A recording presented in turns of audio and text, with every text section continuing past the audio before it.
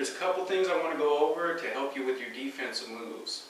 The first thing is to keep everything in close. Always keep your elbows and your hands as close as you can. Even if you're reaching out to block a little bit, or if you're doing one of these blocks, I still have my arm close to my body. This is not only going to help me guard, because the farther I reach out, the more I have to move to guard everything. It's also, if I need to grapple, I'm going to have more power with my elbows close.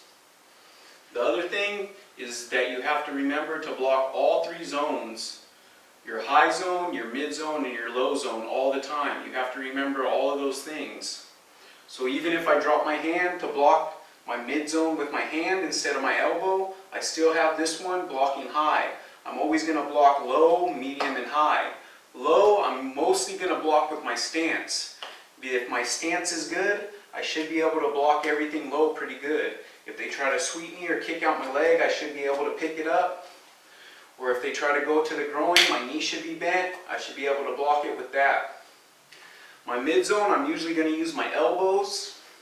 Remember, when you're using your elbows, you're blocking your low zone with your stance, you're blocking your middle zone with your elbows. You want to be having your hands blocking your high zone up here by your head.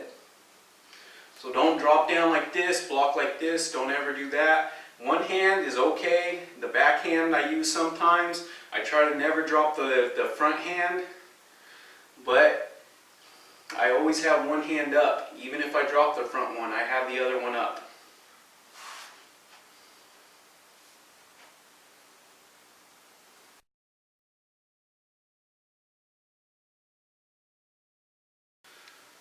Alright, now we're going to do some defensive moves. The first one we're going to do is guards, just normal guards. The same thing you've seen on TV, just putting your hands up and guarding. So the first one, you should have your hands here on the side. If anything comes around, you should have your hands here kind of anyway. Anything that comes in straight, you're just going to close your hands and you're going to peek through this hole. I put my knuckles right on my head, just like that. If I have any space in here, my hand is just going to hit my head, it's going to hurt more. Alright? So I'm going to keep them right on my head. It's going to hurt a little bit, but it's going to be better than having the momentum of my hand coming in.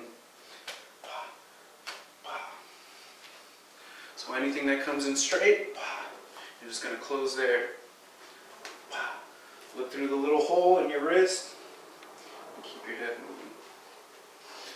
Alright, the next one we're going to do is for low. It's going to be, they're going for the middle of the stomach, low.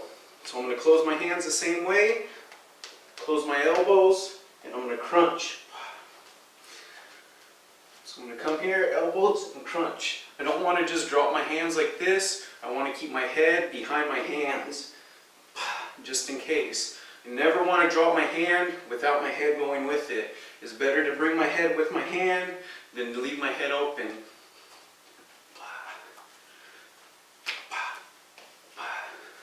So guard high, guard low.